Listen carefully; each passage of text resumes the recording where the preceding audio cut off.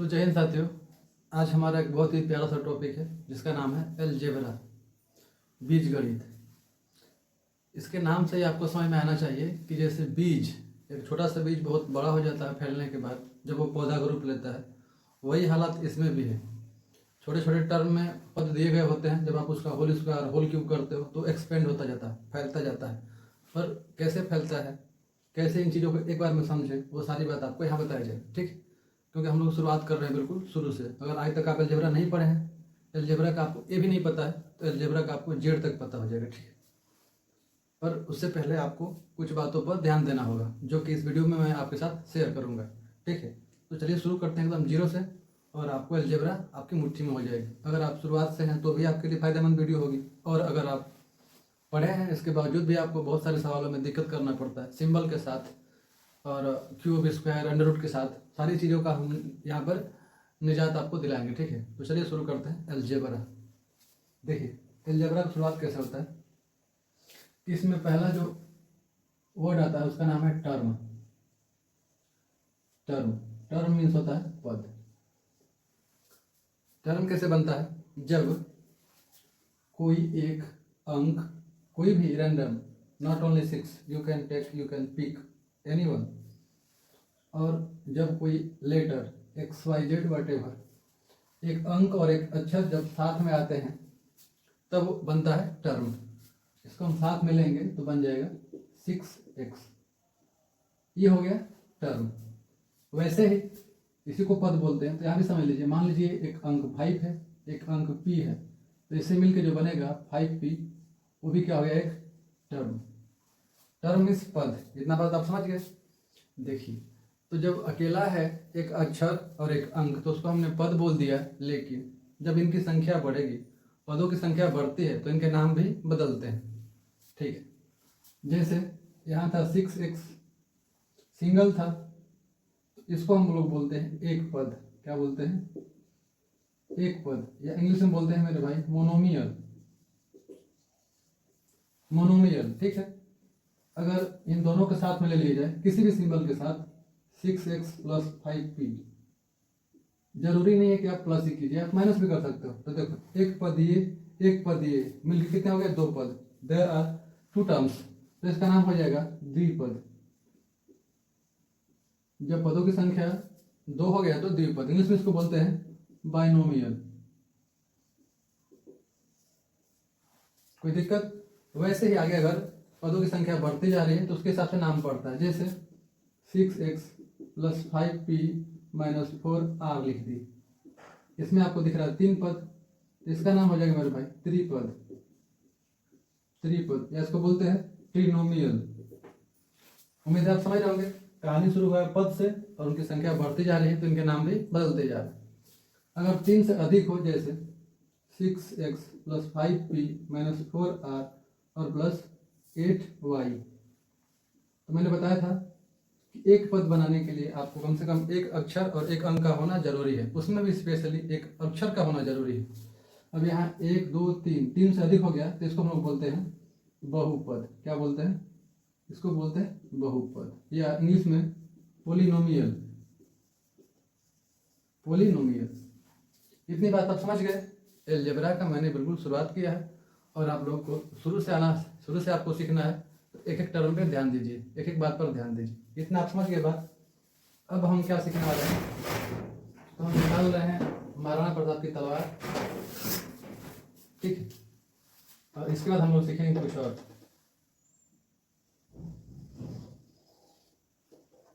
देखते हैं क्या सीखते हैं, ठीक। अब देखिए, तो हम कोई भी एक पद को लेते हैं, जैसे हम ले लिए 6r, ठीक है, और ले लिया हम 5p।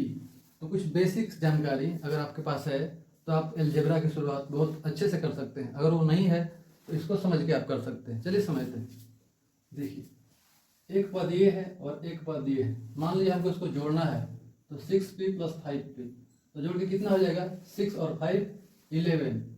और अब r और p का क्या करें, क्या ऐसे लिख दें, p और r। तो मेरे भाई यहीं पर हो जाएगा आपसे गलती। ध्यान से समझिएगा बात अब, कि जब पदों में जो कांस्टेंट वैल्यू है और जो वेरिएबल है अलग अलग है। कांस्टेंट अलग है उसका चलेगा, वेरिएबल जो अचर पद है अक्षर अलग अलग दिख रहा है तब आप उसको जोड़ नहीं सकते, वो एज इट इज कॉपी हो जाएगा, अर्थात जोड़ने के बाद भी यह ऐसे ही रहेगा।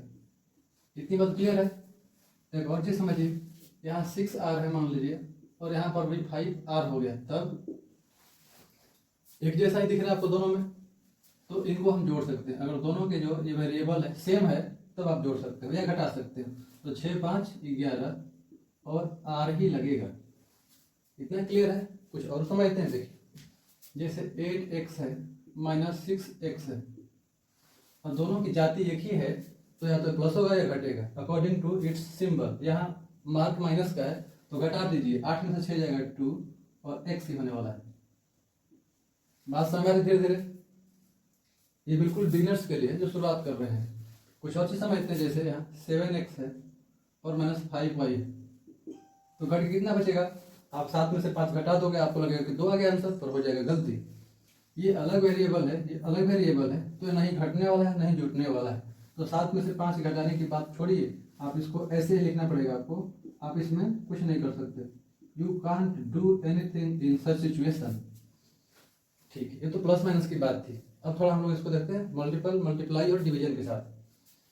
जैसे यहाँ पर 8x है और मल्टीप्लाई करना है 3x में, तो क्या मिलने वाला है? अब आपकी वो बाउंड्री खत्म हो गई कि जुड़ सकता है घट सकता है। गुणा में ऐसा कोई दिक्कत नहीं। 8 3 जा 24 और x और x 2 बार आ गया तो x का पावर 2। ठीक है, ये दुख भी हम क्लियर कर देंगे, बस मेरे साथ बने रहिए। जैसे 7x इंटू 6y है, तब क्या करेंगे?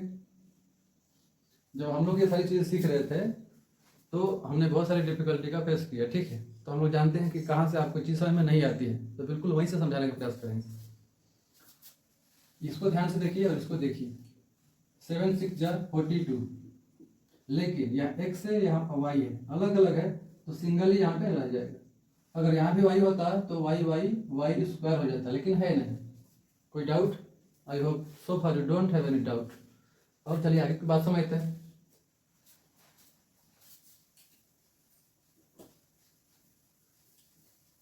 अलजेब्रा मतलब बीजगणित। ठीक, अब क्या है कि जैसे 6x square multiply 5y square, अब क्या होने वाला है? जब ये गुणा दिखे आपको, तब आपको ज्यादा नहीं सोचना है कि जुटेगा घटेगा, इज्जत से गुणा कीजिए बस। 6 5 जा 30, x अलग है y अलग है, तो जो जैसे उसको वैसे ही रख देंगे। x square plus y square.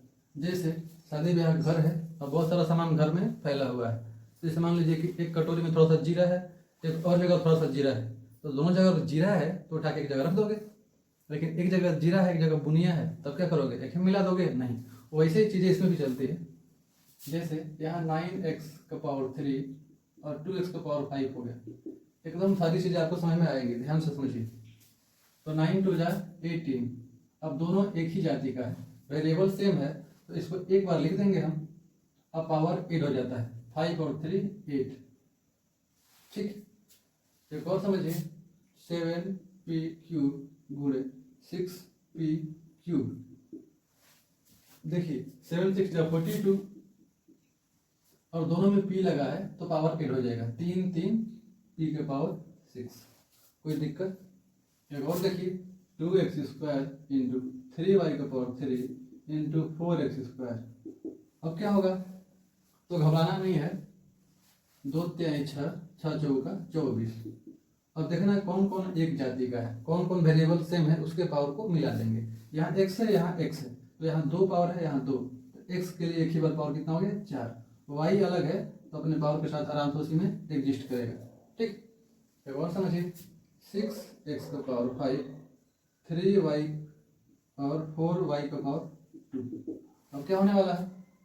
अंक में तो गुणा आसानी से हो जाएगा। 6 5 6 3 18, 18 चौका 72। क्या x वाला और कोई है? नहीं है, अकेले है, तो अकेले इसको लिख दीजिए। इसके पावर के साथ y वाला 2 जगह है, तो जब पावर कुछ नहीं दिखता है तो 1 रहता है एज हिडन। तो यहाँ का 2 और यहाँ का 1 कितना हो गया? 3, तो y का पावर 3। तो मुझे उम्मीद है कि आपको अलजेब्रा का कुछ बेसिक टर्म्स समझ में आ रहा है। ठीक, अभी हम इसका थोड़ा सा डिवीजन भी चेक करते हैं, क्योंकि हमने एडिशन, सब्ट्रैक्शन, मल्टीप्लाई, मल्टीप्लिकेशन सब देख लिए। थोड़ा सा डिवीजन देखते हैं। और ये था अलजेब्रा का डेमो क्लास। अगली क्लास में हम लोग एक दिन में एक चीज पढ़ेंगे, अलजेब्रा का जोड़, मतलब 0 से लेकर जेड तक।